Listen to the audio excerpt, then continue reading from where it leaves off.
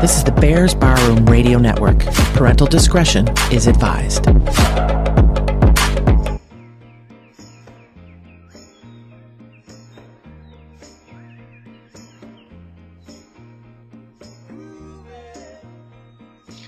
we go, Barflies. Welcome to the Barfly Tailgate Show. It's done by Barflies, for Barflies, and all the other Bears fans out there. Well, hey, at least we're 1-1 now. You know what I mean? It was a little on edge, nerves. Damn, even some people gave up on the Bears that last couple minutes there. And I was pissed in one of our chats. But we got this thing coming at you today. We're going to recap a little bit of that game there, and then we're going to roll into the Washington game. We got a special guest coming in the house tonight. We got the jersey to give away because Max got his sack. Before we get any of that started, let me introduce the boys I got rolling with me today. First, we got Mr. Ryan Kirkland Billings, KB. Ryan, what's up, brother? What's going on, fellas? Man, it's been a hell of a week, man. We got a couple more days so we can actually sit and watch Bears football, man. Got to be excited about the 1-1 and having the kicker. Yeah, hopefully having him for a little longer. I mean, this dude's in the weight room fucking himself up. Next one we got is AC, Aaron Curran. He's going to give us that Kentucky weather. AC, what up, though? What's going on, fellas? It's hot as hell still down here in Kentucky. I'm ready for September to bring its ass on. We're going through a drought right now, but that's neither here nor there. Just like the Bears offense, we're droughting. But anyway, I'm here for my therapy session, and I appreciate y'all taking time out of your busy schedule to talk to me today. Appreciate it, man. And last but not least, we got Mr. Ryan Badgley, badge of honor. Badge, man, dude, it's a couple nail biters, man. What's going on? Yeah, dude. That one this past week, nice to walk out of there with a dub. Certainly not how you want to see it happen, but nice to be able to do it. Happy to be back with you guys to recap it, knowing that we came out of there with a win and previewing this Monday nighter, man. Excited for everything we got going on tonight. So let's hit it, fellas. Yeah, for sure, man. Damn. All right, let's roll right into this little recap. I mean, we seen a little change to the offense. I wouldn't say that it's that it was anything better, but we at least seen a better game plan coming in. I mean, week one, Trubisky threw 45 passes, and then this last week it was a better spread of everything. So he completed 26 of the 45 passes week one. Week two, he only threw like 26 passes or 27 passes, whatever it was. You guys, we'll start this thing off with you, KB. You think, obviously a better game plan, but there's still something missing, man. I mean, we've only put up a total of 19 points. So what is it with this game plan, and why can't we get in the end zone, brother? So what I want to start off by saying is with the whole Mitch Trubisky situation, one of the big things that I'm not going to get into, and I hope nobody else does, he's not Patrick Mahomes, people.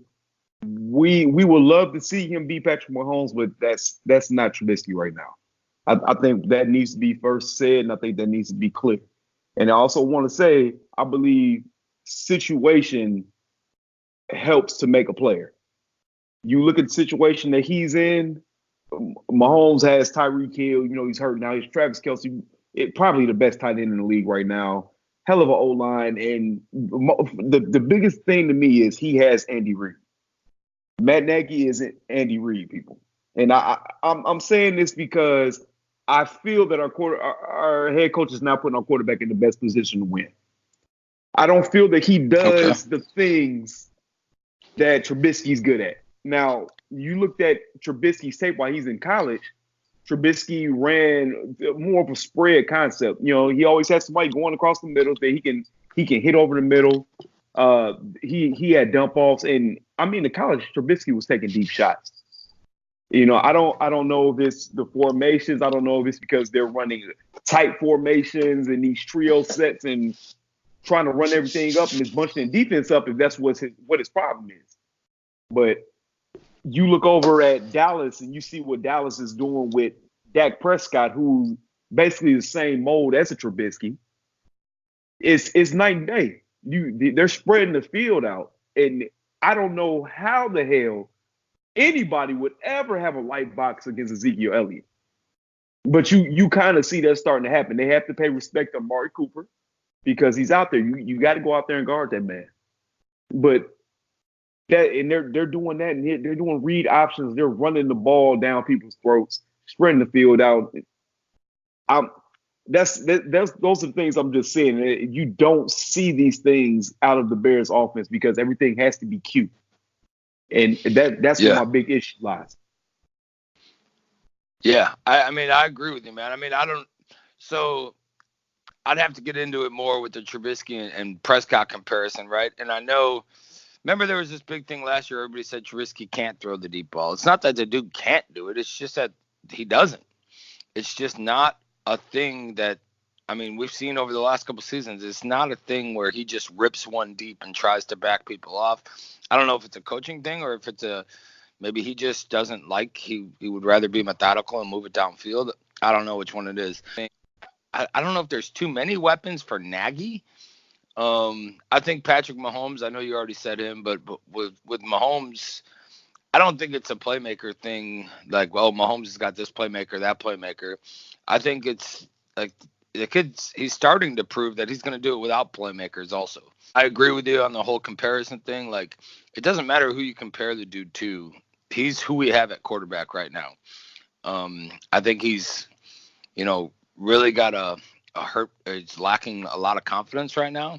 But I think a lot of that's what Nagy's scheming towards him. AC, what about you, man? What do you feel about this last game? And although it's he got the win, didn't throw a pick.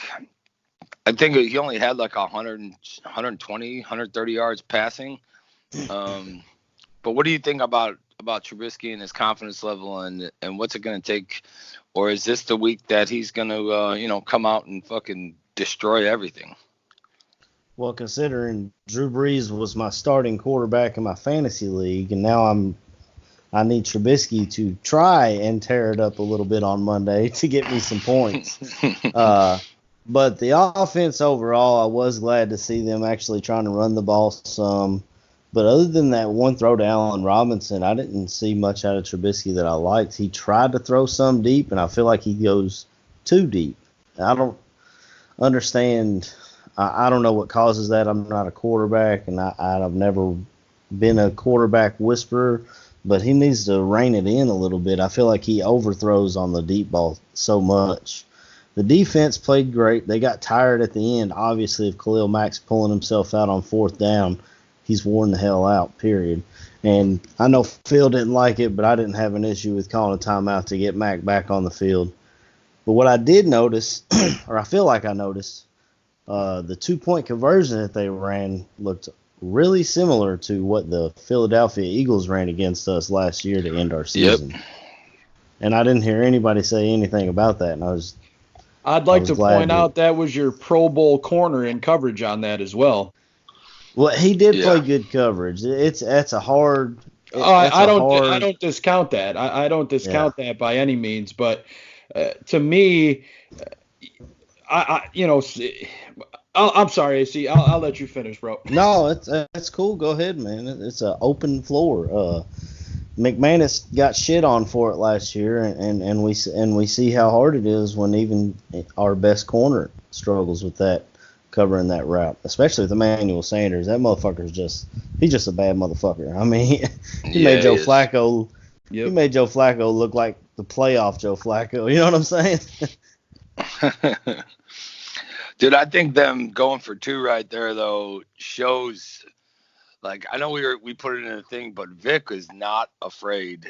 It was a ballsy move. It was, go for 2, and I was like, holy shit! Like big dick Vic's coming out here, and somebody called him Vegas Vic after that or something.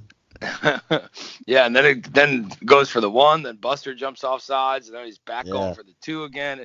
I mean, it was perfect Bears football. It's exactly what we through so many emotions on the last minute of the game. I know, man. It's thinking you're gonna win to thinking you're gonna lose to, oh shit, we got the timeout, and I'm jumping up and down. I'm calling timeout in my living room. You know what I'm saying? Yeah, I know. Me too. Pinheiro And then just fucking nailed it, bro. like yelling at Eddie to get, or not Eddie, yelling at AR to get down.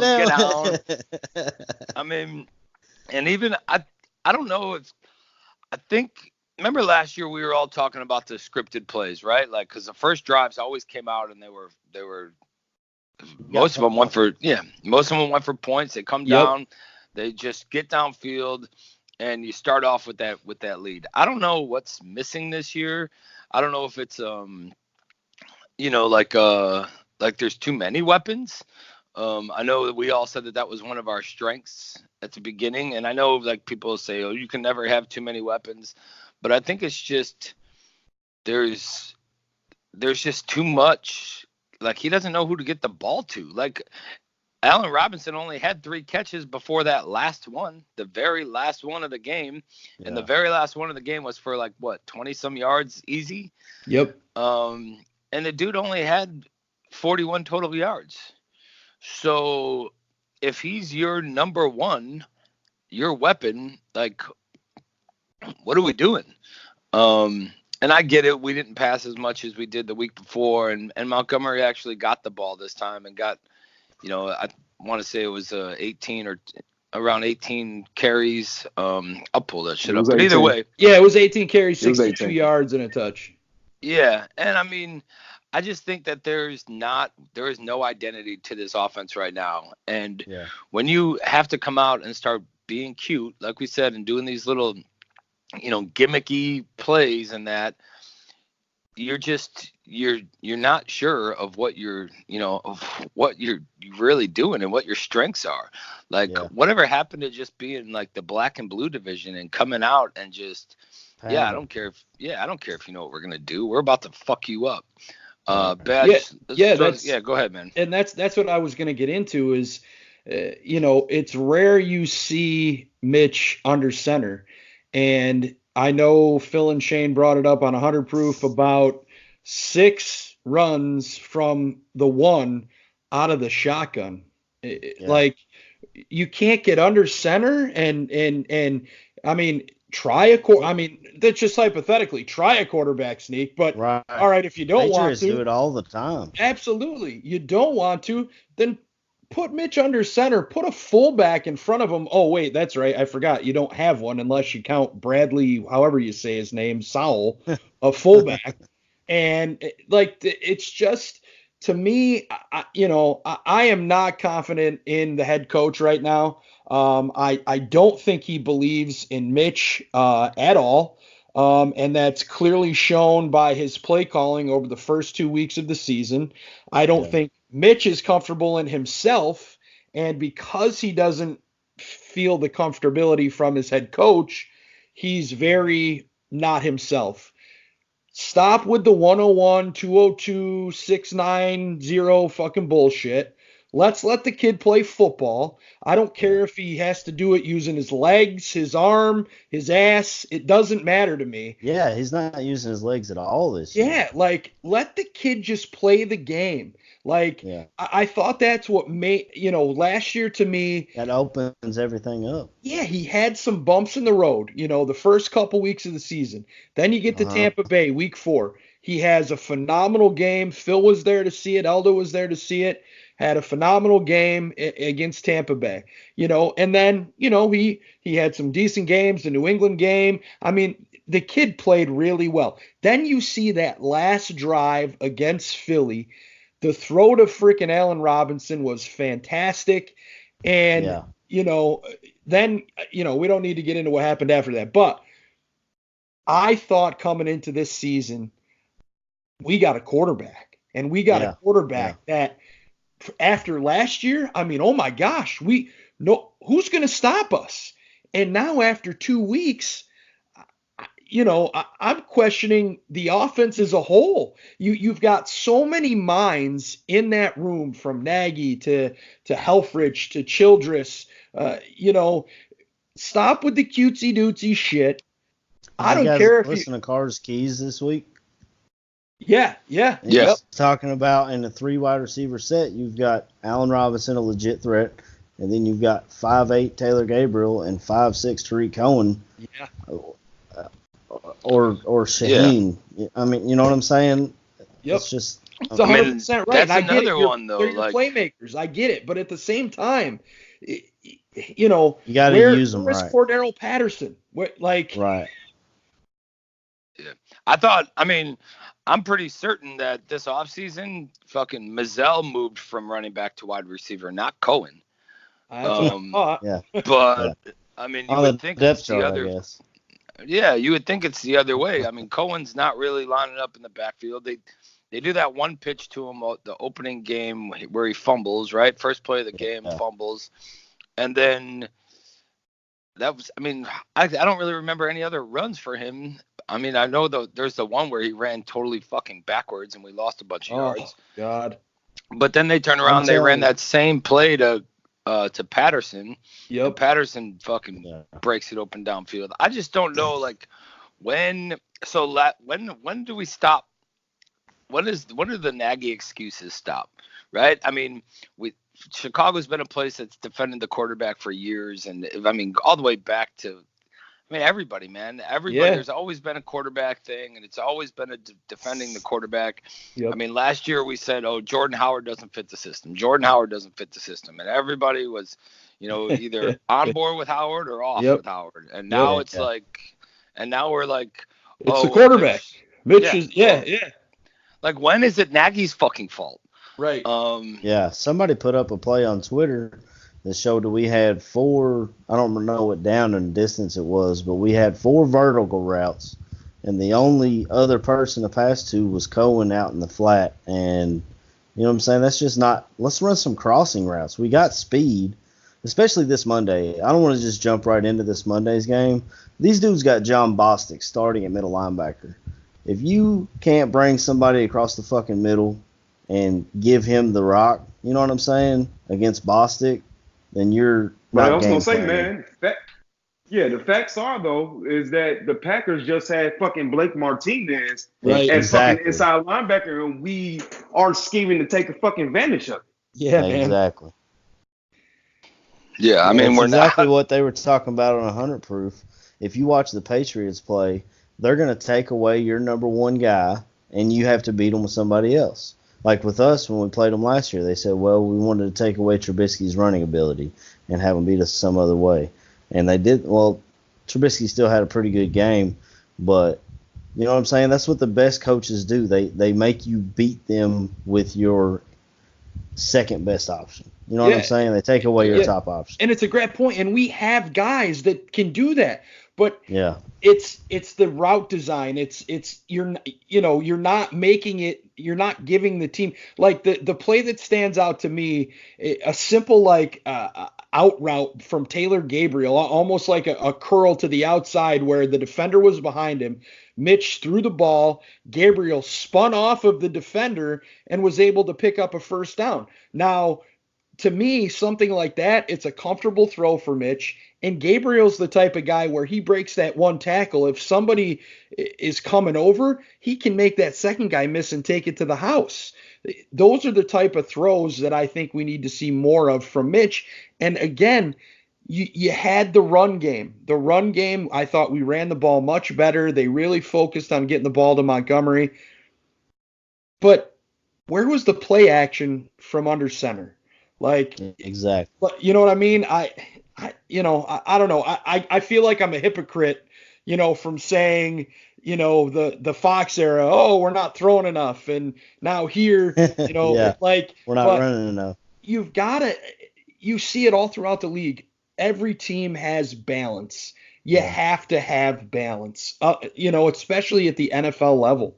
And Nagy and Childress and Helfrich and Ragone and all these other guys, they got to put, the cue plays are fine every once in a while, but it comes a point in time, Jesus Christ, just scheme something to get somebody open, for crying out loud, because you're not seeing that right now. Yeah. This offense is definitely. Yeah. Offense is definitely severely lacking. We put up a total of 19 points. You know what I mean? And every single one of us in our little game predictions, we're over 19 points the first game. And now through 2 games, we've put up a total of 19 points. And it's just, I mean, it's dismal. If we're saying that there's so many weapons in that, and we just can't move the ball downfield. Let me ask you guys this. We're going to have our guest coming in here in a little bit, so we'll get into the Washington thing when he's in. He's a Washington fan, and he's a radio personality. But we'll start with KB. KB, 1 to 10, give me your confidence level in Mitch. I'd have to say about a 6 right now, man, because and it's not even all about Mitch to me. It's kind of playing off the coach. Well, yeah, that was the next one. It was a 1 to 10 on confidence level in Nagy. But, I just kind of want to see where you guys are with this whole. I mean, granted, I don't think anybody's given up on the kid, right? Nobody's straight like, oh, no, there's no fucking way we need to do this. Like you've seen some of what I forget who it was, but somebody saying that we should pick up Eli Manning and I mean just dumb shit. Yeah, somebody said that. Yeah, but I just kind of wanted to see where everybody's overall confidence level. I guarantee at the beginning of the season, all of us were a 9 or 10 confidence level in Mitch. But I think right now we're kind of, we're getting that Eli Manning face from Mitch. That like that fluttered confusion face where he's just kind of taking it, man, and getting and not moving the ball downfield. AC, where are you at, man? What's your confidence level in Mitch? I mean, I love Mitch, dude. Honestly, I'm right there with Ryan. I'm going to say about a 6 in my confidence in Mitch. We know he has the ability to succeed, and we know as long as he's put in the right position, he can get us to where we need to be. It's just something's not clicking right now, and I don't know whether it's preseason reps not happening or if it's scheme or if it's just that we played defenses that were better than we thought they were these first 2 weeks. I'm not sure what it is, but I still have confidence in Mitch, and I still think that he can get us there if we can start clicking. Okay, and I think I know the answer for Badge. I know he does. So I think we're all still on board with Mitch running this offense. Eventually, though, Nagy, dude. Yeah. Yeah. My thing is, I don't know if it was because we were on such a high with him last year, and then everything happens in the off season. You get to Bears 100, and everybody, it was almost like it was mapped out for everybody to say the right thing and this, that, and the other. And, now you see these press conferences and Shane brought it up the other day, it's almost predetermined. It's almost like you see Mitch, you see Nagy, you see some of these guys bringing a bottle of water to the press conference that, it's almost like, okay, they have to think about what they're being asked. So they take a drink of water before they respond to the question that's being asked of them. And, and whatnot. Now, whether or not that's the case, who for us to sit here and try to say, who knows? But I thought it was a very valid point. And, some of this too is, I think, how difficult is the scheme and the play call that's coming in, and how quick is it for Mitch? How quick is Mitch processing it? And I think that has a lot to do with it. You saw in week 1 a couple of delay games. Just. To me, it's I want to see more from the head coach and the offensive play calling to use our quarterback the way that he's meant to be used. And I feel like last year that was very well. And the decisions, I mean, sure, he made some bad decisions. I get it. People forget the kid played in 13 college games. Yes, it's year 3 in the NFL, but his first year, it's John Fox, so it don't count. John Fox, Dowell Loggins, Dummy Dowell. I mean, shit, if I had Phil's song, I'd play it right now. But, it's just, I don't know. I really hope going into Washington, we see a difference. We see a nice balance. I want to see Montgomery, man, not just in the run game. I want to see him out in open space, man, and we haven't had the chance to see that yet. You know, this dude, you see the highlight tape of him out of college. I mean, he makes dudes miss. I mean, he did that on the one run Led the Saturday, but NCAA in broken tackles yeah, like, for 2 years. I mean, I just want to see this dude Yeah. ball, man. And the coaches need to put these guys in better positions. I mean, on the Hey. opposite side of all this, right? You can't forget every defensive coordinator, every team in the league now has a year of tape on Nagy. Good point. I mean, they didn't have that last year. Yeah. And this year, everybody's got a year of tape on Nagy. They have tendencies. You know, there's a whole, a system of where they break down, where they like, okay, well, he's most likely to do this on this play or on this down and distance or that on this down and distance. And like, the whole algorithm thing of what his tendencies are, there's actual, there's data there now. And is he just being outsmarted, and he's at that point where he's like, fuck, like nothing's working and this and that, and does he need to change up his play style? KB, I know you were about to go ahead, man. Yeah, I wanted to bring something to to light, because it's something that I was wondering about. I mean, maybe it's me just overthinking it, but we got to remember, man, Matt Nagy only called 6 games before becoming a head coach. It's a good call. I mean, should we start looking at the fact that maybe he should actually turn over some of his play calling duties so he can take more of a prevalent role on just coaching the overall team? I mean, you still can be at Mitch's hip pocket and tell him, this is what I'm seeing, this is what I want you to see. But you have a Mark Helfrich that you hired who seems like he would be running the offense that would honestly suit Trubisky better. You look at what he did with Marcus Mariota back in Oregon. I know he took over calling duties from Chip Kelly and took over a head coach, but he was still calling these spread concepts and things of that matter, and prioritized running the ball and getting the ball out quick with slants and out routes and in routes. These things that Trubisky should be good at doing. And also the fact that I'm still not understanding, why are we not rolling out? This is what your quarterback is good at. I love it, KB. Where is it gone? I love it. I said it last week. In the preseason, the last 2 preseason games, Nagy gave up play calling duties. The third week of the preseason in Indy, it was Helfrich. The 4th preseason game, it was Ragone. So not only is he giving play calling duties up, but you now go through 2 games in the regular season and you look how the offense has looked. Yeah. Now did that, is that a factor that, okay, hey, yeah, I'm going to give you guys play calling duties for this week, or, whatever the case may be. Is he still trying to find his, machismo or whatever the hell you want to call it? Like, it's a phenomenal point, KB. I know he's the offense, he's got a great offensive mind. We hear it all the time, but is he I wish I had the words, because it's a great point, KB. What I would say would be, is that really his calling card, is to call plays? I mean, it's short and sweet to the point.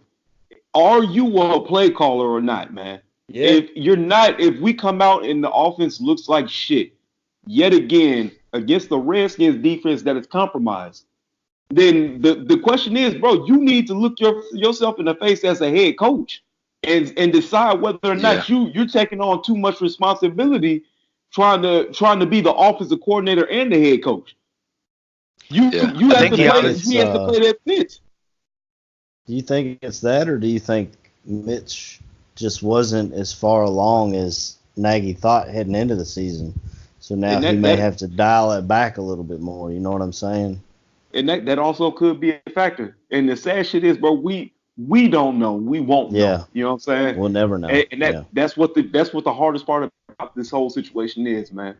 I mean, I think Nagy thinks he's a play caller, right? I think that they all think that he's a play caller and that he can do this, but I think what's coming into question right now is his scheme. Yeah. You can't come out and, as a head coach, slash offensive coordinator and throw the ball 45 fucking times, and you know what I mean, and not put up any points. I mean, touchdown wise, right? You put up 3 fucking points and you threw the ball 45 fucking times. You were playing like you were behind 28 damn points. And they were down 4. Yeah. Yeah. And then the next week, you kind of go a little more balanced, but the getting into that end zone has been the struggle. And I don't know. I think everybody's praying for this Washington game, to be a damn just smoke show and to just blow the doors off the Redskins and kind of have everybody relax a little bit and get back into to what is Nagy play calling and football. I just think that there's a lot of questions, man, a lot of questions back and forth. Some fucking haters look really fucking smart right now. And, others, we're 2 games through the season, so we can't say that it's like, oh no, they were just reaching or whatever. We're 2 games through the season, and we went up against a Denver team and a Green Bay team that neither were supposed to have a fucking dynamic damn defense, and we're struggling, boys. Yeah. So, let's move into this. If you guys are all good on that, let's move into this this Washington game, Monday Night Football. We got our boy on the line. He's going to go by Mr. 4-5. He's a radio host for WVAI 101.3 Jams. He's named live with 4-5, radio personality. I'm happy to have you on. He's one of Big Tyler Ellis, one of Gaines's boys. Gaines, unfortunately, ain't with us today. He's out doing his something down in North Carolina. He's currently traveling. Yep. But welcome to the show, man. It's great to have you on. How's things this morning?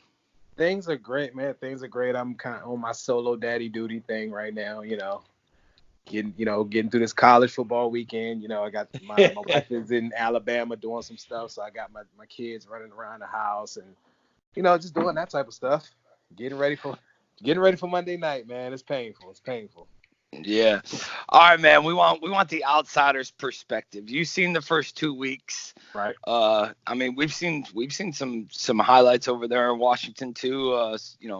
Specifically McLaurin, I would say, but we'll get into that in a minute. Tell us and tell these Bears fans listening what you've seen from this Bears team thus far this season.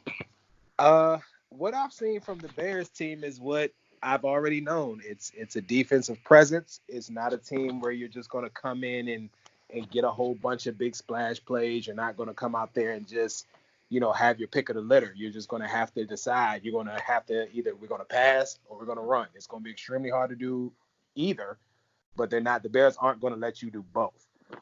They're extremely talented up front, obviously. Khalil Mack. You got those big guys in the middle, Hicks and those guys, but then they got experienced corners out on the outside and a ball hawk of a safety. So, that being said, it's hard to come in and deal with a team and do what you want to do. The offense hasn't necessarily shown up, but I don't think that's a knock on the talent on the offense as much as I feel like the OC just probably needs to keep it real simple. Like I saw that first game of the season, the fumble right out the gate, but it was a fumble on a play where it was 2 or 3 handoffs in the mix. Like you can't, you don't want to start off like that. Just, Mitch Trubisky is a baller. Anybody that watches football knows that. Just start off real simple. Let the game come to the team. Don't just do a whole bunch. But scary defense, absolutely. Yeah, I think that's something we've been saying too. We need that progressive build. Start the game off simple. It's like you do with any game. Pretty much, you just progressively build that confidence throughout the game, and get the defense back on their heels. But it's something that we think is lacking, and obviously struggling, man. We've only put up a total of 19 points. We're averaging 9.5 points a game. The first 2 weeks. Yeah. I also think, teams aren't necessarily, for as much as he gets hated on, I think if everyone in the league and all of these, Monday morning QBs and all these sports commentators be honest. Like, people have watched Mitch Trubisky. Like, he's not one of those quarterbacks you just be like, we won't worry about that too much. We'll let them have this. And then no, like, teams got to prepare for Mitch. Yeah. And I think, last year, you just it was hard to prepare for him because you really only got whatever week, you have him, whatever body of work he put together the week before, you got that, you go. But now, it's like, oh no, we got to pay attention to this guy. Especially, you put speedy receivers around him. You got a running back who can produce if you're not careful. So, absolutely, I think that there's a good credit. Like, a credit goes a little bit, even though you guys hate him. I mean, I think Green Bay came in afraid of y'all, and they put emphasis on their defense. Yeah. Yeah, they said it. Their cornerback said it after the game. We came in forcing Mitch to play quarterback, and we knew if we forced him to play quarterback, we could win the game. And that's what they did. See, the jab was what it was because of course you guys have that deep rooted Green Bay hatred. You know what I mean? Sure. Yeah. And I think that was a jab more so than it was really giving y'all credit. I really think like they had to play y'all. Like, yeah. They really had to. They had to play y'all. It was it was definitely a tough one to swallow, knowing, everything that happened in the offseason, where we thought this team would be and whatnot. But turning things over, man, to your Washington Redskins. So I'm a fan of your quarterback, Case Keenum. And, I want to get your thoughts on him through the first two games of the season. And do you see him not necessarily here for the long haul, obviously with Dwayne Haskins waiting in the wings, but do you see him at least here throughout the season? I definitely see him here throughout the season, barring any injury. Yep. I think he's coming to a situation where he's immediately put behind the 8 ball, and a lot of times I think that's been everywhere he's been. You know what I mean? But for whatever reason, everywhere he goes in there, he gets to work, he wins over the coaches and the team, and he ends up being a starter. Like, he's never gone. The only place he really went to and went to as the starter was the Broncos. Yeah. You know what I mean? Everywhere else has kind of been like, all right, well, we'll see. It's it's your job to earn just like it would be anyone else's. He's in a bad spot because he comes into a team who had the perennial Pro Bowler left tackle of ours, Trent Williams. Yep. And all of a sudden Trent's decide, well, I don't want to play. You put him in a situation where he doesn't know he has a offense, as far as wide receiving core, he has a wide receiving core, he has no idea what he's going to get from. Mm-hmm. No clue. It's not even the same wide receiving core we had last year, with the exception of with Quinn and Quick, but Quick left. So I mean, he's just got a bunch of rookie guys. He's like, okay, well, we're gonna see what we can do with him. And I think he's doing well. I think everyone is so high up on wanting to see Haskins, they're not giving Keenum a fair shot. Yeah. Everyone wants to see Haskins, and that's great, but give Keenum a fair shot. I mean, he came out the first game and threw for 385 yards. Like, that's nothing to turn down your nose at. No, not at all. What I will say, in fairness, to some of the wearier fans, the situations we've put ourselves in, by the end of games, the teams we're playing are protecting a 10 to 14 point lead late in the game. So a lot of his stats are getting padded because they're playing soft coverages. He's hitting 10 to 15 yard passes a pop. And they're like, yeah, look, you can get whatever you want. You can't score 2 touchdowns in one possession. So there's that. Again, I'm with you. I don't think he's the long-term solution. What has but I think he's the as comfortable as we can get more scenario. Like, this is as comfortable as we can get, because I mean, you got to think, last year we started 4 different QBs. Yeah. So I think he's doing well. Yeah, I think he's doing well. I mean, I would have liked to see. I wouldn't put it on Keenum, right? But what you guys got? Is it O'Connell as your offensive coordinator, right? Yeah, and that's just, oh my God. I mean, we can move in because we're obviously having woes of our own. But right. I mean, week one, you guys came out. You're up 17-0, and then, I mean, you keep slinging the ball around the field, and you didn't really kill the clock down with the running. Is that because of do you think is that because of like the offensive line, and not comfortable with it, or is it just he's got his one track? I'm gonna just tell you what I think is really bad, poor coaching. Because of that aspect, and a lot of people will say, "Oh, well, it's hard for you sitting at home watching the game." Okay, just because we're not NFL coaches or we're not down on the field, we know football, right? And so what happens is you put a defense out there. Now this is my example on where you start to look at coaching. So like you said, we didn't run the ball. We kind of just gave up on the run game, right? You got a 1,000-yard rusher from last year with a healthy scratch. For no reason. Now you give him a healthy scratch because you said his north-south running style doesn't fit our offense. It limits our offense. Yeah. But you signed Smallwood from Philadelphia, and you said he can help us on special teams, and he runs well between the tackles. Now, stop me if I'm wrong. If you're running well between the tackles, that means you're running north and south, right? Huge contradiction. That seems to be the going excuse lately, though. Like, oh, the running back doesn't fit the guy's because offense. You can thank Alvin Kamara for that, right?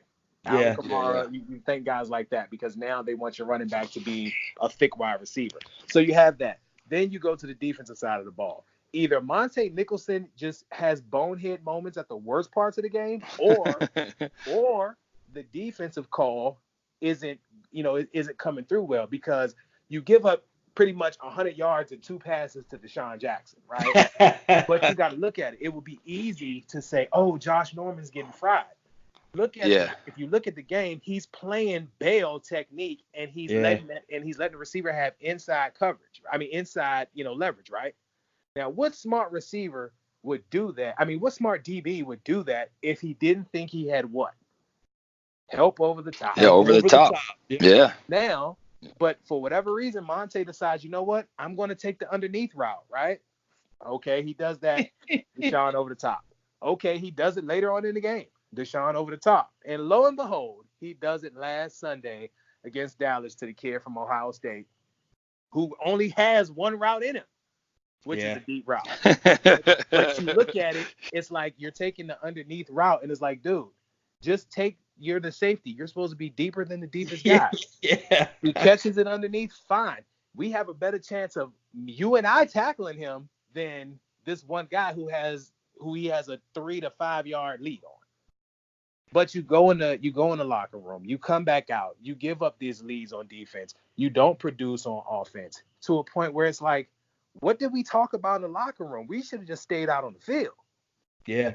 And that's 2 games in a row that we actually essentially had a lead and we gave up, and the adjustments were horrible. Now we can easily go back. Okay, well, we lost Jonathan Allen. So now they're running the ball straight up the middle on us, which they weren't doing in the first half. Okay. Yeah. We also have Jordan Reed sitting on the sideline who can't help. We also have Trent Williams out. But at the end of the day, we had enough talent to go up, 17-0 and then 21-7. We had enough talent to finish the game. That's my next question for you, 45, is, seeing Darius Geis, man, get injured again, where as a Redskins fan are you sitting right now? I mean, because, dude was injured in college a little bit. Yep. Then you draft him. He comes out his first year. He misses the whole season. Now here we are. He makes it through the preseason, and, down he goes. Mm-hmm. Man, it's one of those things where it's like you can't help but wonder to exactly, maybe Trent is talking about something that he can't control injuries, right? But you got to look like, okay, the Washington Redskins for the last 2 or 3 seasons, we have been the injury team. Yeah. My motto is everyone has injuries. Washington, we have everybody injured. Like that's what we have. In the last 2 seasons, we've had over 30 to 40 guys. Yep. 75 or more % of them are starters, and they're on IR or they're injured for 6 to 8 weeks or more. And that's it. We got 6 guys right now on our team that in total are responsible for $60+ million on our salary cap. 3 of them have not touched the field yet. Guys going down. It's I guess at the end of the day, it's a lucky thing we did bring on Smallwood, but now it makes your decision on week 1 look stupid. Right, exactly. You have to go back. You have to go back, and this is a problem that Jay Gruden keeps having. He shits on the starting guy, right? Yep. And then you have to go back to him because you shitted on RG. Kirk kind of early in his career got out there and was scared, deer in headlights, really wasn't prepared. Now you have to go back to Rob. Yep. But the relationship is already fractured, right? You take AP, who ran for 1,000 yards on an offense that was, who knows what we would have did? Who knows who was playing? I might have played quarterback one week if it got so bad. But this man gets out there, he runs for 1,000 yards. You tell him you're going to give him a healthy scratch. That's a smack in his face. It doesn't matter where he is in his career. I just gave you 1,000 yards. Bad move on Jay Gruden's part, man. Because you look at AP last year. The guy's been a workhorse his whole career, minus the off the field stuff. To come out and say that about a guy who, as you said, put up 1,000 yards. He's been a multi-thousand yard rusher multiple times. AP could have been like, you know what, man, release me. We're talking about the same guy who tore his ACL, MCL, and came back the next year and damn near ran for 2,000 yards. Yeah, man. Yeah. Right. I mean, and just making him a healthy scratch. The dude is, granted, like you said, he's got some off the field shit, right? But to have that veteran leadership in the huddle and to have it on the sidelines, like involved in the game, you know what I mean? It's something that you're missing. Which is hilarious because the one off-field thing he has, like, okay, it's the whole, thing with his kid or whatever. Yeah. That's really it. You don't see AP this weekend getting into it with some security guard. Hello, Zeke Elliott, Yeah, exactly. You don't see him out here, you don't see him out here beating on nobody's wife, nobody's girl, his own girl, wife. You don't see that type of stuff. He's had a issue. Yep. But you don't see a lot of the other stuff you see from a lot of these guys. He's not, let me hold out until I get what I want because I don't want to, it's all about me. No, he sat on the sideline. He was supportive, and that's what it is. But this is the thing. Like when I go back to coaching, it's like you have to be smart enough to understand and recognize what you have. Yep. And that's not what that's been our biggest issue. We never recognize what we have from coaching to player standpoint. I watched Carlos Rogers not be able to cover himself with his own blanket at night and go become a Pro Bowler in San Fran. Same thing with Ryan Clark, right? He was here when we had Sean Taylor here. All of a sudden, he goes to Dallas, becomes this big monster hitter and a heck of a safety.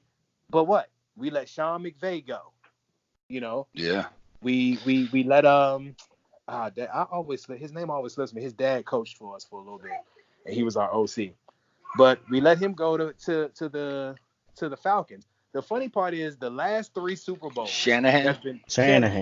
The last 3 Super Bowls that have been played, 2 of them has somebody as a head coach that was just a part of our coaching staff in Washington.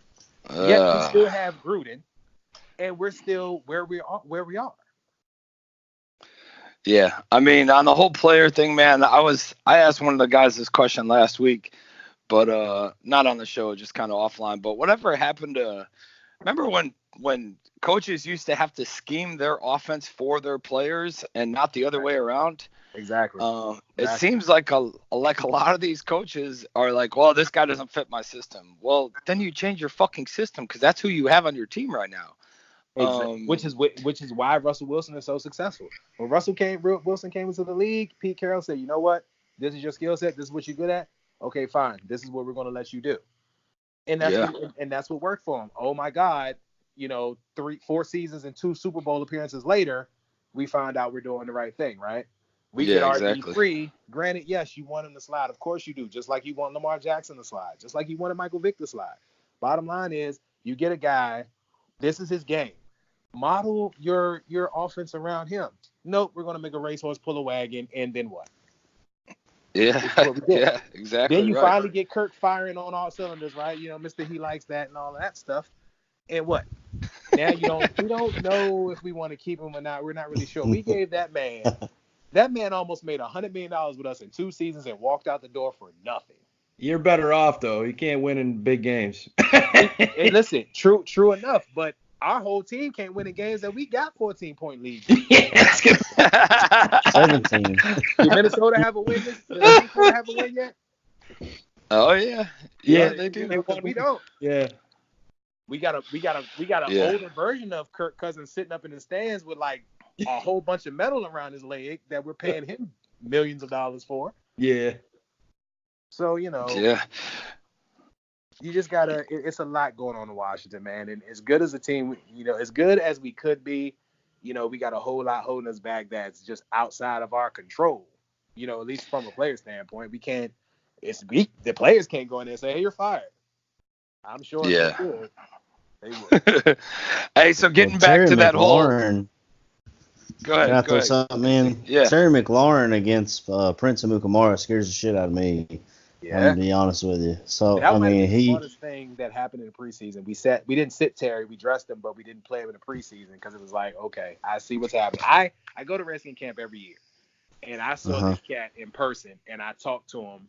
We had a quick conversation in person, and when I tell you, like, his speed on TV, trust me when I tell you, to see it in person and to see how he runs routes and he does what he does, like, it puts you to the mind to a lot of the more elite receivers.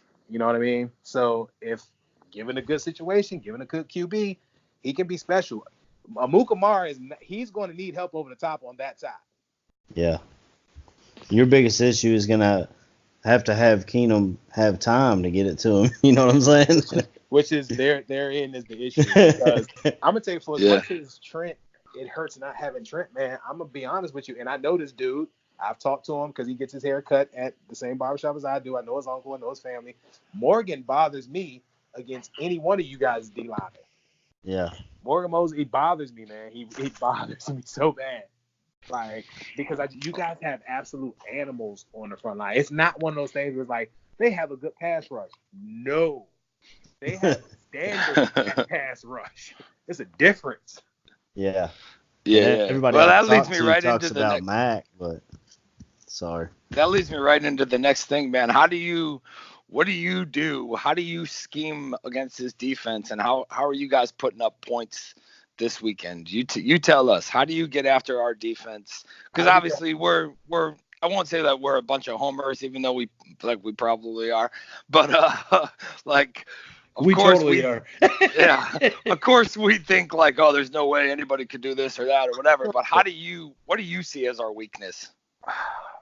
You're that you guys have the type of defense where the aggression has to be used against you. You're not just gonna, it's hard. You guys are like that heavyweight fight, right? You just got to keep giving body shots and the hope that one of them buckles. So everything's gonna have to be quick.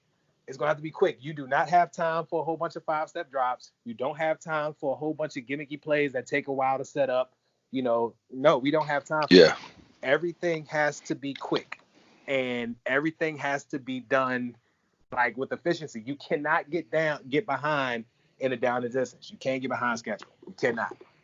You cannot, because if y'all release the hounds, then it's a whole nother problem. This is a game that's scary for me because I feel horrible about it. I predicted Alex Smith getting hurt. I literally said, when we played the Texans, I said, yo, if we're not careful, they're going to hurt Alex. And sure enough, next thing I know, he's rolling over and his leg is still under 8 people. And he's rolling over. I'm like, Jesus. But yeah, that Chicago defense, you have to be quick. There's no time for a whole bunch of, setup plays. You just have to be quick. We got to make you think. If we can make you guys think without being slow doing it, we got a chance to affect you a certain way. You got a linebacker out there who might be one of the fastest and most aggressive linebackers I've seen in a long time. He reminds me of the guy out in Dallas, Smith. We just have to be quick. It has to be quick. And if we can get you guys thinking and backed up offers a little bit instead of like, hey, let's not just go running in there, then things might slow down for us and we might be able to get some offense going consistently. But if I had to say, I say things are going to have to be quick. We don't have a lot of time. We don't. Not with you guys. Yeah, I think that's the thing that we've kind of mentioned before, like our aggressiveness, sometimes that screen game or that quick slant, those just kind of the quick game could be dangerous, especially when we got Pagano saying, at the beginning of the season saying how everybody needs to go this way. And as long as you got these guys in the backfield, you're going to have a good day. But, that those screen games, that underneath game could kill us. Mm-hmm. I mean, I see this one. I've always been like the Bears. My one thing with the Bears is we've always played. I get the whole NFL is that way, but we play to our opponent's potential. We could go up against a New England team last year and be 1 yard away from ending the game with a bomb to Kevin White, and then we can go against a fucking a 1-5 Miami team and get our asses kicked, So I think it's just I don't know. We just play to the potential of our opponents, and we've never. I mean, besides the Tampa Bay game, we never really blow the doors off of anybody. And that's how we are. We don't even play to our expectations. We pretty much are the underachiever team. And this is bad for us because we don't perform well on Monday night, no matter who the QB was or has been. Yeah. We don't do well on Monday night. I think the last time we did well on Monday night, unless that was a Sunday night, I'm trying to think. I got to go on my mental Rolodex. Was the night we played Minnesota on Monday night, and RG took off for that super long run. Oh yeah. Yep. I believe that probably was it, man. That probably was it. Yeah, but that was like his last run where pieces of his knee were on the 35, on the 40. Because I believe the last week is when he got the next week, I believe, or the week after is when he got hurt with the rate against the Raiders. Yep. Another issue I have with Washington as a fan, I'm not a fan of our defense.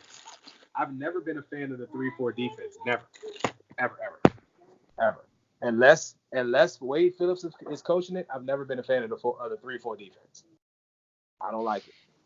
And the reason I don't like it is you can look at the game. Look at the game we played against Philly, right? Allen goes down. We put Tim Sutherland, who's not as strong up front, and now what are they doing? Running up the middle.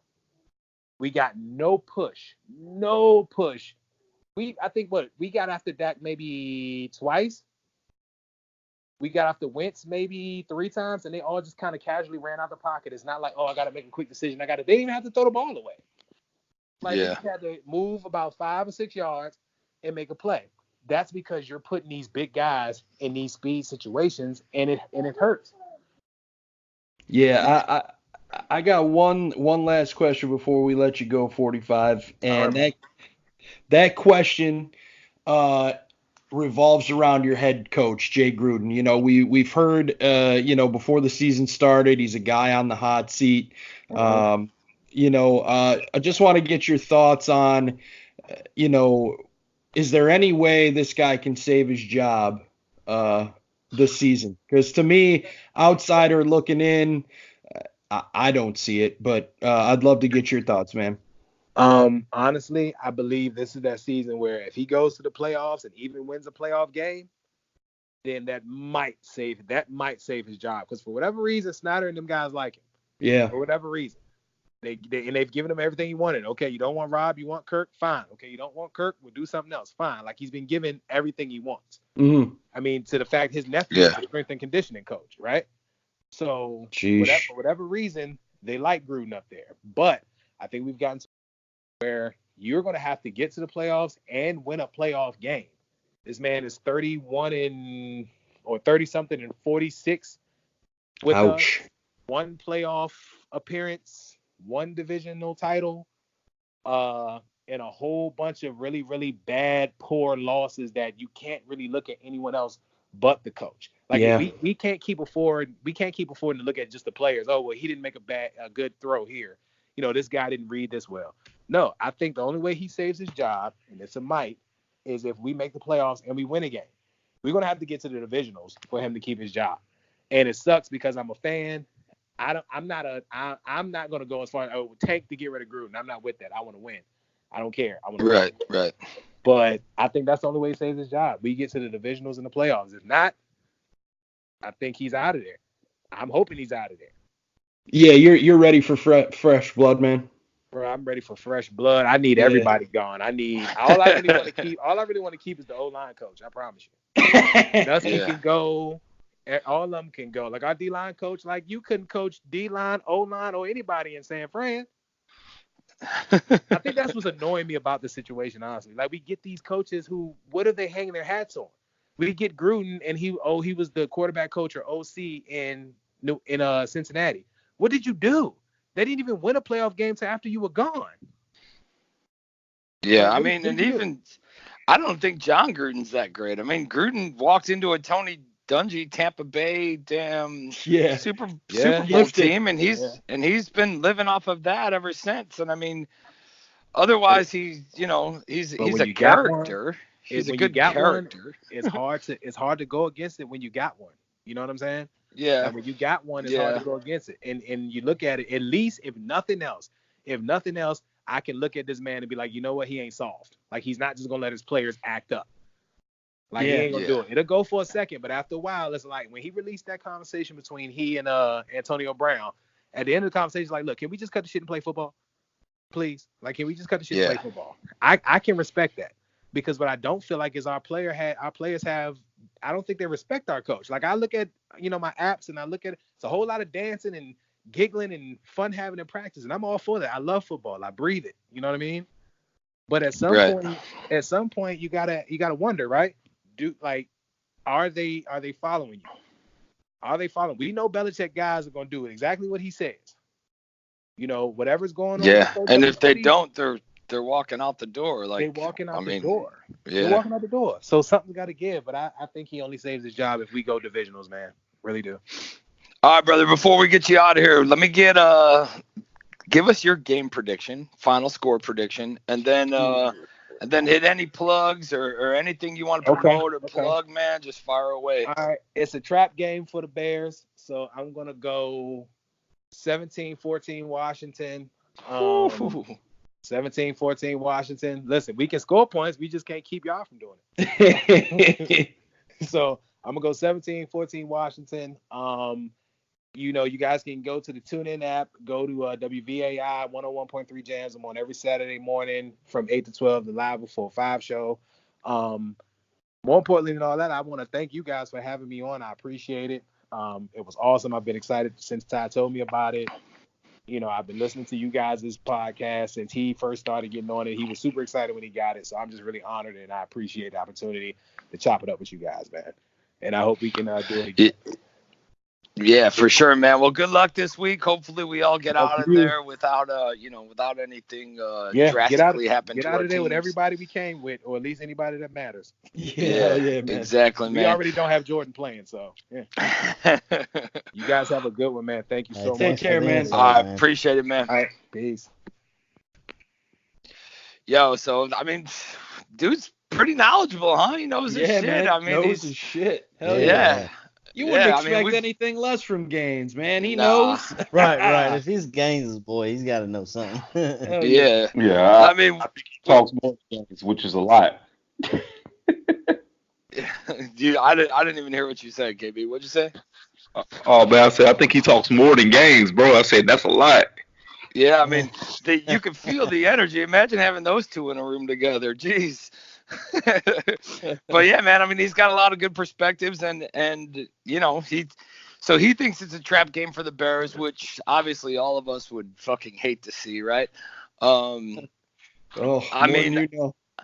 think yeah, on my side of it all, right? And I know I was gonna get into it, but we kind of moved past it for a second. But with the minimal amount of pressure that Washington has been getting this season, I think this is the perfect bounce back game for Mitch. I think it's a perfect primetime opponent for him to go from, that first primetime game against Green Bay, the shit show that was, and then bounce back into this. And granted, with everybody talking all this shit on Mitch and whatever, this, even though people have been saying like how, he's just not a good quarterback or that, even in the games last year that we lost, like that opening game against Green Bay, we seen him come out and still do a great fucking job. But it's something that we haven't really seen so far yet. We're going to get John Santucci in here in a minute for a little fantasy football stuff, but let me get your guys' thoughts on Washington and the stuff that 45 was saying. I would just say that, just like he was saying, Case Keenum, I mean, he's a pretty good quarterback, but you get our defense coming after him, and he's going to make mistakes. I think that's what we're going to have to lean on. Until I see the offense put it together, I don't have high hopes for it. Although, like I said, for my fantasy team, I would love to see it all come together this Monday. But I think we're going to lean on defense and make Case Keenum beat us. I mean, as long as we can shut down the running game and force him to try to make plays, I believe in our team. Yeah, I mean, I think it's something that we drastically need. We need this bounce back game, man. I mean, I know after winning last week, it was a huge relief. You could see the celebration and the excitement of coming down there and doing it. I think that put a lot of confidence back in this team. But I think, like they used to say, you got to stack them wins. You got to keep things going.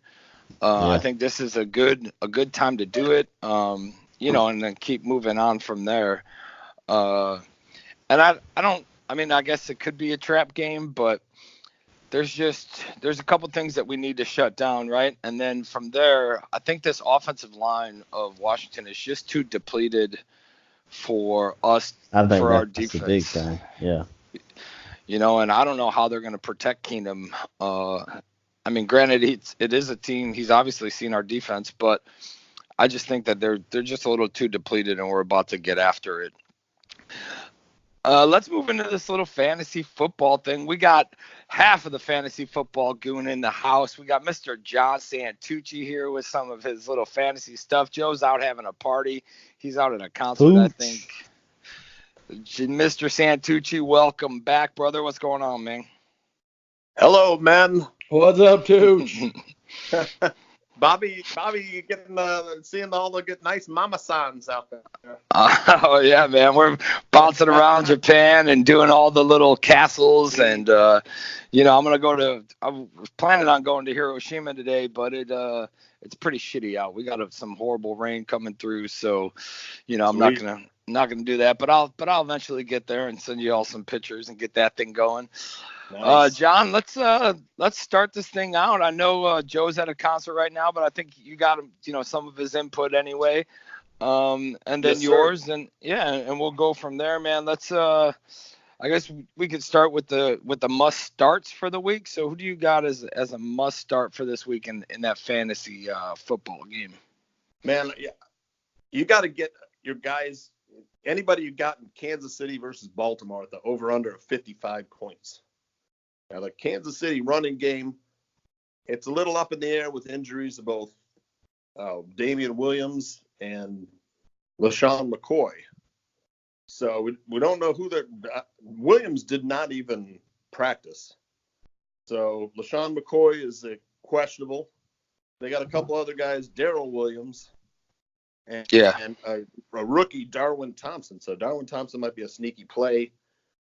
And, of course, both quarterbacks going to be trying to outdo themselves. So you got Travis Kelce. He's also a little bit banged up. Mark Andrews are two really good tight ends. And then all the receivers. It's going to be a great game to watch, too. So, Joe. Yeah, go ahead. Joe likes Emmanuel Sanders. That's the pick he wanted to give. He's at some kind of concert tonight. And then me, of course, I love the air raid offense. So my pick's going to be Larry Fitzgerald. He's just been lighting it up.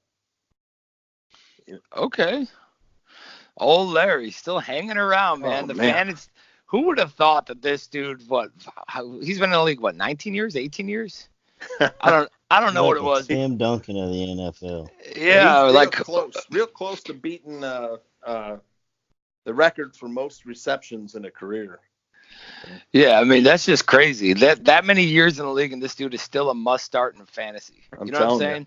Like, just ridiculous. He's a baller, without a doubt, fellas. I mean, you see some of the catches he's made the last couple weeks, man. Just phenomenal that he's still doing it. That's right. Yeah. All right, dudes, give us who's your sits. Who's some guys that have been balling out, but you're like, I don't know about this week. It might not be the right matchup for him. Who do you got as a must sit, or as maybe think about, sitting this guy down if you got somebody else who's behind him? Well, I'm going to sit Adrian Peterson and Chris Thompson against the Bears. They've been shutting down the run real well. The Packers also have been shutting down the run, so I'm going to shut down the Denver running backs too for this week. And that's my sits so far. Of course, we got a lot of quarterback questions too. Bobby, with Ben Roethlisberger and Drew Brees out, we're looking at Teddy Bridgewater and Mason Rudolph. If you have to start one of these guys, you're in trouble. But I like Mason Rudolph better than the other guy. But well, let's not laugh too hard about this, Tooch, because I fucking was telling the guys earlier. My fantasy team, snake bitten. My fantasy team for work, I literally want to cut every player just because I don't want to jinx these dudes anymore. I had Drew Brees as my starting quarterback. Roethlisberger was my backup quarterback. I had Tyreek Hill. I had Hunter Henry. Oh my God. And then I had a running back too that went down. And I've literally lost like 6-7 dudes to like season-ending fucking injuries, and I'm like, I just want to cut the rest of my team because I feel bad for the players that I draft because I don't want anybody else getting hurt. Your head would be chopped off if you were in a trade team. for Aaron Rodgers. your head be rolling. Who just told me to try to sign Aaron Rodgers? I did. Rodgers has not been playing that well. I'm telling you, he hasn't been put. I don't think he's had the 300-yard game yet. So not living up to his promise. Now, if you drafted Lamar Jackson, we talked about it on Fantasy Football Goon, but I was trying to get him in the 8th round. But I'm telling you, if you drafted that kid in the 4th or 5th round, you're awful happy. He's the number 1 leading scorer in fantasy football. I know. I was going to try and draft him as a second quarterback, but man, you're awful happy if he's your first quarterback. Well, if he was your second, he's definitely your first now. Yeah, for sure. Yeah. I wonder. The thing about Lamar, dude, is he's never been a thrower. Even down here at Louisville, it was just run around and try to make something happen. And then this year, all of a sudden, he knows how to throw the damn ball. Do you see this sustaining, Tooch? Do you see him carrying this on throughout the season, or is he just kind of hot right now? Well, he's very hot right now. They haven't played, they've played some cupcakes. Yeah. So we'll see. It's like, Miami and Arizona, I think. That division is 3 cupcakes with Baltimore. Yeah. He's gonna have some success, Batch. Good point. But we got a big game Monday night. I know y'all have been talking about it, but this game is bigger than it's billing because of the narrative around Mitch. The offensive line has been terrible. The coaching staff coaching decisions have been questionable. Now, to me, when I watch these past 2 games, it looks like Mitch Trubisky's been getting different coaching from different guys. Maybe he's getting something different from Nagy and Helfrich and Ragone. Right. It looks a little confused out there. He's got to make something happen Monday night. The pressure is going to be high. Whew. I mean, I hate to think of what would happen if Mitch bombs on Monday night, guys. I know, especially like we were just saying, man, right before you came on, especially against this defense that doesn't really get any pressure. And then the 0-2 Washington team, who they've put up more points in one fucking game than we have all season, or in both their games. But either way, I mean, it's this should be a game where, you kind of get that confidence running again, and you get your feet back under you, and can get downfield. At a time like this in the season, there's not a better game for us to have, and basically being the primetime game to just go ahead and prove yourself again and, show people that your team is a threat. But then on the flip side of it, if he comes out and lays a fucking egg again, well, now it's just national media attention saying how bad, Trubisky is and everything in that regard, man. So it's definitely, it's a game that's going to provide a lot of input as soon as it's over. It's either going to be a shit show or it's going to be, here are the Bears again. Yeah, now the first 2 games of the Bears looked like preseason games to me. They weren't ready. Right? I'm a big proponent. You got to play in the preseason. You ever come out and not know what you're doing? They didn't look like they played at all in the preseason. Reps only go so far. I agree, Tooch. Yeah. Yeah, it's just this is the second season in a row. We dropped the opening game to the Packers of all teams. Yep. I'm not sure I'm entirely behind Coach Matt Nagy yet. I know he won Coach of the Year last year, but I got to see a little bit more out of the coach too, guys. Were you listening this whole time, Tooch? Because you're echoing everything we said earlier on in the show, brother. Recapping the first half. I actually just got home. I took the girls to the zoo, Bobby. Out here, as you know, I just moved to the Des Moines area, got a new job. So I'm kind of like AC. I'm looking for the Bears games now.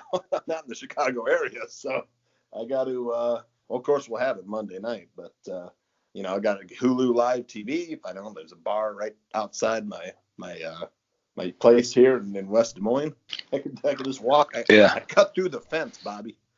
Cut through the fence, go to the sports bar here. A little fucking Tooch tunnel? Getting yourself over through the... There's two spots where the fence fell down. I could sneak through. Then I just stumbled back. Yeah, well, I definitely feel your pain, man. I'm on the AFN network over here, the Armed Forces Network, and I'm glad it's a primetime games. Obviously, we're gonna get them, but specifically being a night game, I think the game starts at like 9:00 in the morning here, which is so much better than me waking up at fucking 2:00 in the morning to watch a football game. But I'm gonna do it. So either way, I'll set the alarms, pop up at like 2:30, and start watching some football, and then suffer the rest of the day because I'm just fucking beat. But let's roll it. Well, I guess me not talking about sleep, but not getting sleep. Why don't you give us some sleepers? Who's the sleepers for this week? Who do you got that you think is going to come out? And maybe some guys that are sitting on the waiver wire, or maybe guys that are just on a deep team or deep league, sitting on the bench that they need to get in the game this week. Well, Joe's got one. He says start Peyton Barber versus the Giants, who's actually looked pretty good. Okay. And, during the beginning of the season, Peyton Barber usually does some stuff, then, tapers off the rest of the season. But my guy I like is Matt Breida. He's on the 49ers, and last week averaged 10 yards a carry. I know he got his touchdowns vultured, but he's got a juicy matchup against the Steelers. Yeah. So it should be a pretty high-scoring game, I think. I don't know. We'll see how the Steelers' offense does. But they moved Juju Smith-Schuster back to the slot. That should help him out. That's where he thrived last year. Yeah. That, and then you want to watch this kid against the Bears. This is a slot receiver, and this kid is super fast. His name's Terry McLaurin. Yeah, and we were just talking about him. If he gets by, you better kiss it goodbye because he's going to take it all the way to the house. So somebody's got to be checking him at the line of scrimmage. Now, safety over the top. So that's a couple sleepers there. Let's see. Daily fantasy. Man, if you want to be able to afford someone like Mahomes or Jackson, you want to get the running backs like Matt Breida, and another one would be Frank Gore. He's coming in now that Devin Singletary is injured. That guy just keeps rolling. A good quarterback if you rather play, Christian McCaffrey or some of the other higher running backs. Josh Allen, Buffalo. He could have a really big game here. He's got a juicy matchup too. I think he's playing the Giants. I think he's playing the Giants. Of course, the Patriots then are going. Well, you got Tampa Bay. Tampa Bay's playing the Giants. So Tampa Bay is playing the Giants, and Buffalo is where is Buffalo? I know he's got a good matchup. So I don't have my computer in front of me. I'm on my phone. But the Patriots have got the Jets. Cincinnati's Buffalo. Talk about three cupcakes in that division too. Actually, Buffalo's not terrible, but the Jets in Miami, they're going to be fighting for that number one draft pick. Tom Brady might be a sneaky play. Yep. All right. So, hey, I know Joe just put to start T.J. Hawkinson, but I made this. I made this move yesterday. He's got Hawkinson as one of his sleepers, but I actually put Will Disley from Seattle, the tight end, in, and I sat Hawkinson. So maybe he's making me second guess myself, but I got Seattle's Disley going up against the Saints over Hawkinson going up against the Eagles. Yeah, I love the Disley. Kids, he doesn't look like a player at all. He just looks like some blocky fat dude out there running. Yeah, like a fucking lumberjack. Yeah. He just catches touchdowns, man. It's crazy. But the Bills are home against the Bengals. The Bengals, they can't tackle anybody, Bobby. So, Yeah. Frank Gore, you may have to see 100 yards and a touchdown. So I like that for Daly. And then, like I said, the Patriots too, with Brady and some of them receivers out there, should have a good day against the Jets. Yeah, I got one for you, Tooch. Not in daily fantasy, but so Bobby just brought up Will Disley, T.J. Hawkinson. I've got George Kittle and T.J. Hawkinson. I got no flex spot, so I got to play one or the other. Man. You got Kittle facing the Steelers. Obviously, we talked about Hawkinson facing the Eagles. What's my best option? I love Kittle. I mean, he's just a step away from breaking out. Yeah. He had 2 touchdowns called back the first week. He'd have a monster season so far. Yeah. I mean, I'm rolling with Kittle against the Steelers. Hawkinson, I'm not sold on yet. He had one great game, then disappeared in the second game. Yep. I've got to see it a little bit more from him, but Joe likes him this week, so. And then I had one more, Tooch. Latavius Murray in New Orleans. Yeah. Is he hurt? And I'm not seeing it because I'm seeing like almost 12,000 people have dropped him in my Yahoo league. He's a little banged up, but he should play. I don't think he's not playing. I think when Drew Brees went out, he hasn't been getting the ball. At least they figure they're gonna. I still have him on one of my teams. I'm not gonna. I've dropped him too many times to know that eventually he'll come out and score. As a backup, he's not bad. Anything happens to Kamara. I don't know if he's injured. I haven't heard anything. Yeah. I mean, if he's out for the season, I don't think he's out for the season. I know he's a little banged up. Okay. But let's see. No, he's still.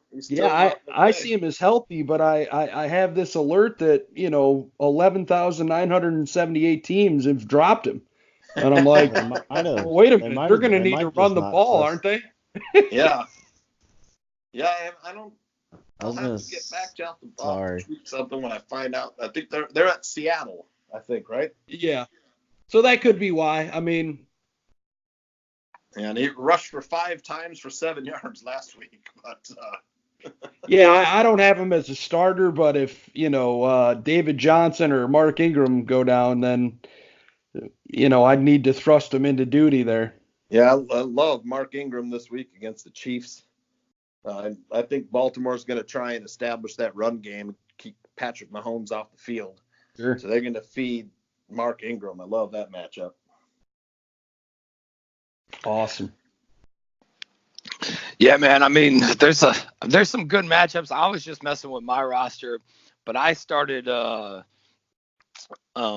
what's his name? I ended up putting Jones in from the Giants for his first start, and this is my broken and busted league. I took Jimmy Garoppolo. I took Jimmy Garoppolo out, who was my starter because I lost Roethlisberger and fucking Breeze. So man, I took I love Garoppolo Jimmy out. G this week, man. That's going to be a high scoring game. See, I was going off of the hype that is Jones and them trying to come out and he's going up against Tampa Bay, but Garoppolo is projected for more. But I was like, screw it, let me flip these two and see what happens here. Yeah. So Tampa Bay's defense isn't terrible. They're not great, but the Steelers haven't stopped anybody. Yeah, you're going to make me go back and change it again. They just traded for Minka Fitzpatrick, though, so they have a little bit improved in the secondary, but they were awful. Yeah. Yeah, they were. All right, brother. Anything else you got? Any other little pieces you want to throw in, or obviously plug the Fantasy Football Goon in the show?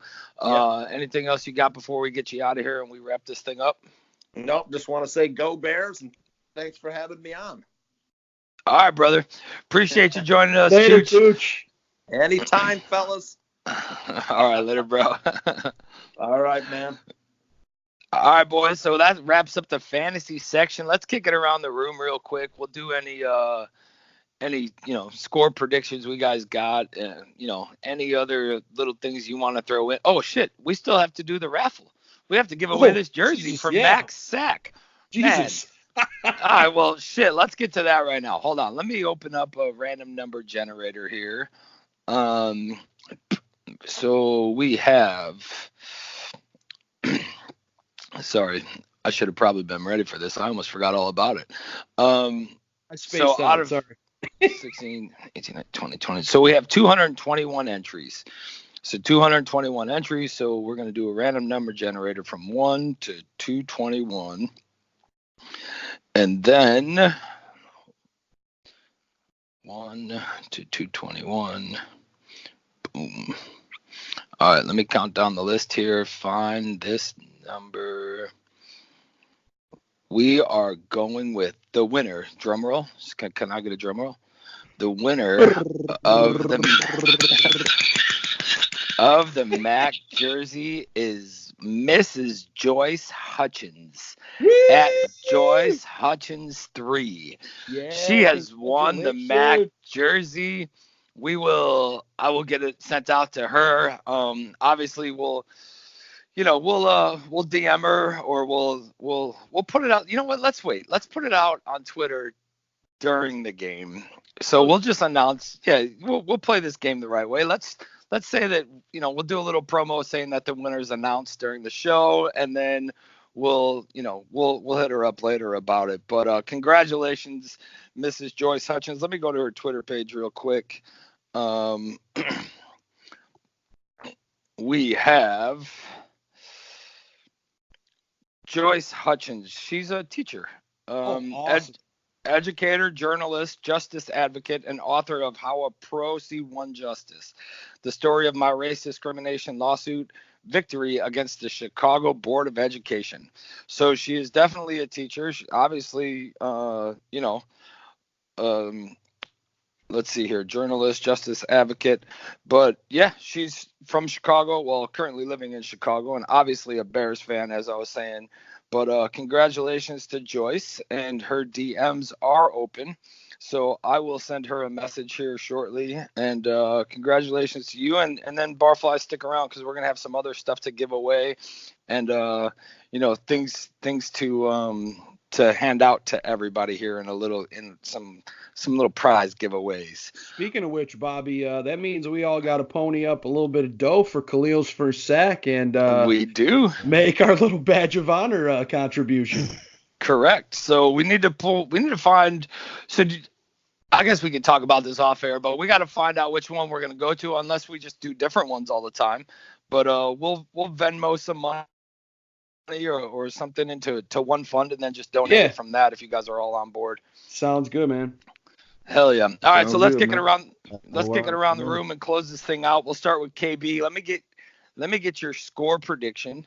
Let me get give me your score prediction, any shout outs, and and then we'll roll from there.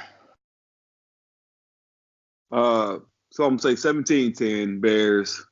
I say we do enough. I believe Trubisky gets 2 touchdowns. One goes to Montgomery through the air.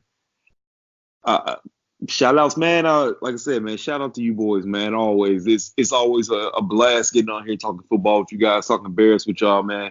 Shout out to all these organizations that are doing all these wonderful things for people in need all together, man, because everybody needs a little help, and it takes nothing out of your day just to help somebody in any kind of way that you can.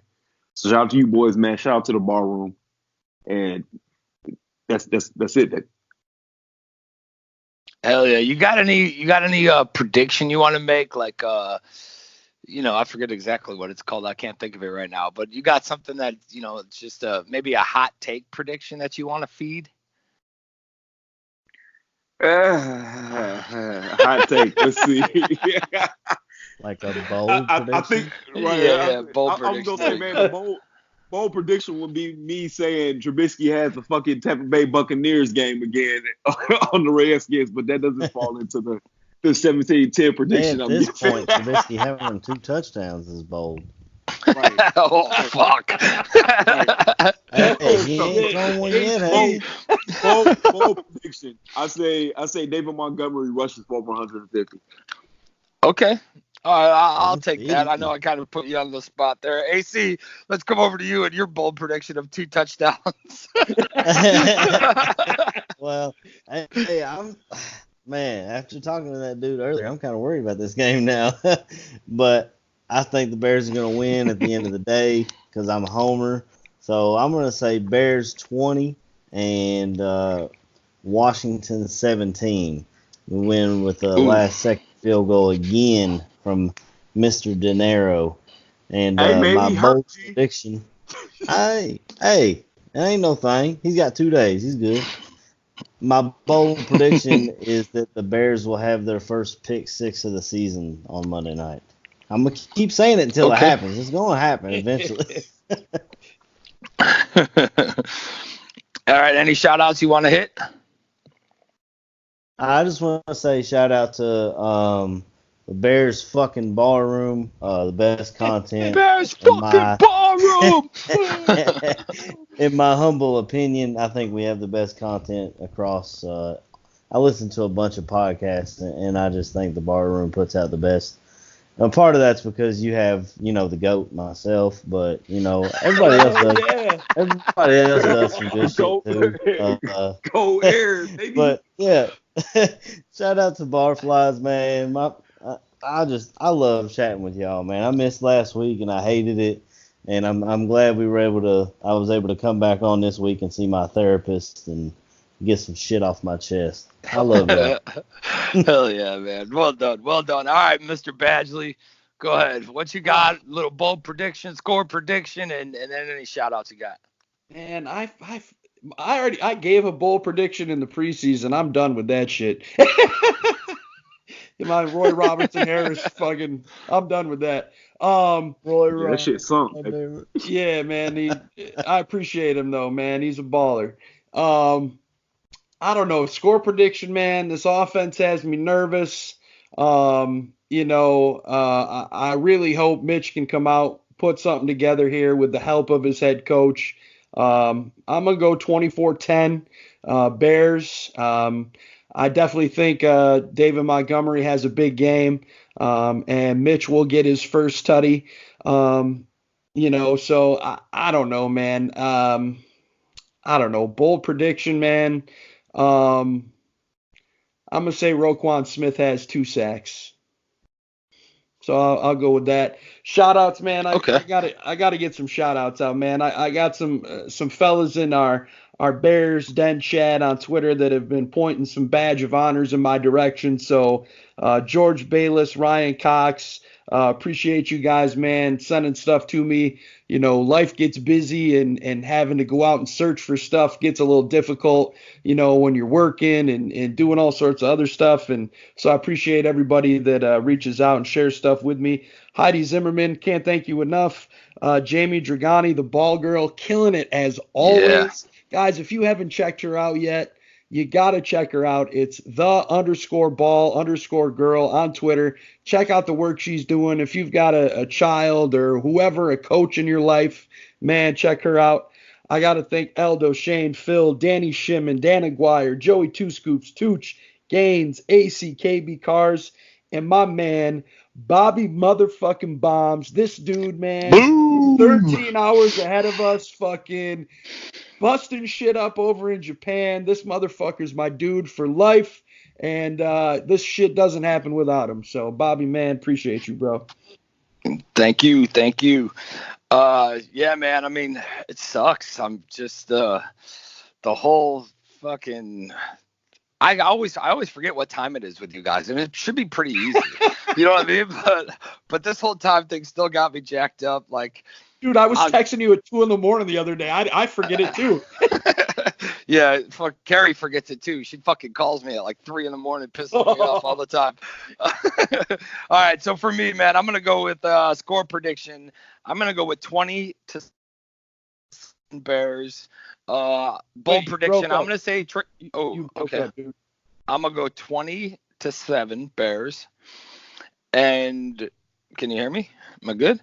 Yeah, and all right, and I'm gonna go you're bold prediction. I'm gonna say Trey Burton leads the team in receiving yards. And yeah, that's gonna be my bold one. I think Trey's gonna come out. He's gonna put to rest all the doubters and all the question marks so far this year. And then shout outs, of course, man. Everybody in the bar room. I mean, Badge said it perfectly. He ran down the list, so I'm not going to play repeater. But everybody who's messaging me on the side or making sure everything's okay and this and that and checking in on me, I appreciate you guys. I know I've been a little away from Twitter and all that recently, but I think it's like the time difference. When I'm on, you guys are all in the sleep. Fucking 2 a.m. over there, but just the whole everybody in the bar room, and I know guys are always there for support no matter what's needed, man. And let's get this thing going this week. Let's get back on track, man. Let's get our happy fucking feet under us. We got to get to this 2-1 here. It's a perfect bounce back game, I think. Which on the other hand makes it a perfect trap game. But let's get this thing going, man. Everybody in the bar room, check out The Tape Never Lies on that YouTube channel. You got Fantasy Football Goon, you got Shot Fans in the Stands, you got fucking Danny Shimon and Badge killing it with the draft shit. I mean, that's just awesome, man.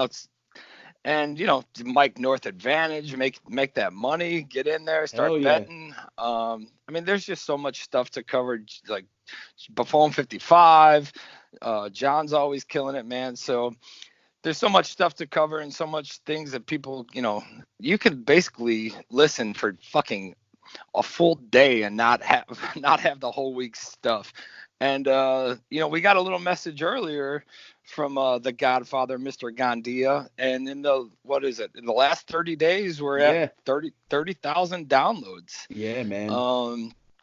So boom. Yep. So I mean, we just expect this thing to keep on climbing and keep moving throughout the season. Obviously, the Bears putting wins under their belt would definitely help out. So let's hope we can stack a couple wins here and keep this thing going. And, of course, a special thanks to our guest, even though he's a Washington fan. I mean, dude came on and killed it, Mr. 45.